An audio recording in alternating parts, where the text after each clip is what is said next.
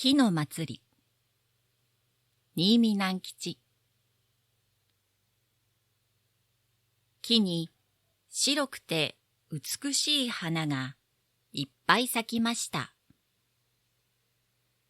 木は自分の姿がとても美しくなったので、嬉しくてたまりません。でも誰も美しいなぁと褒めてくれる人がいないので、つまらないと思いました。木はほとんど人が通らない緑の野原の真ん中にポツンと立っていたのです。柔らかい風が木の近くを通って流れていきました。その風に木の花の匂いがふんわり乗っていきました。匂いは小さい川を渡って麦畑を越えて崖を滑り降りて流れていきました。そしてとうとう蝶々がたくさんいるじゃがいも畑まで流れてきました。おやと、じゃがいもの葉の上に止まっていた一匹の蝶が鼻を動かして言いました。なんていい匂いでしょう。ああ、うっとりしてしまう。どこかで花が咲いたのですね。と別の葉に止まっていた蝶が言いました。きっと原っぱの真ん中のあの木に花が咲いたのですよ。それから次々とじゃがいも畑にいた蝶々は風に乗ってきた気持ちいい匂いに気がつきました。そして、おやおやと言いました。蝶々は花の匂いがとても好きでした。だからこんなにいい匂いがしてくるのに、それを放っておくことはできません。そこで蝶々たちはみんなで相談して木のところへ行くことに決めました。そして木のためにみんなで祭りをすることになりました。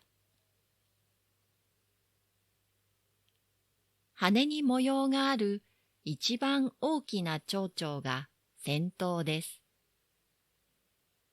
それに続いて白いのや黄色いのや枯れた木の葉みたいなのや小さな小さなしじみみたいなのやいろいろな蝶々が匂いの流れてくる方へひらひらと飛んでいきました。崖を登って麦畑を越えて小川を渡って飛んでいきました。ところがこの中で一番小さかったしじみ蝶は羽があまり強くなかったので小川の縁で休まなければなりませんでした。しじみ蝶は小川の縁の水草の葉に止まって休んでいました。すると隣の葉の裏に見たことのない虫が一匹うつらうつらしていることに気がつきました。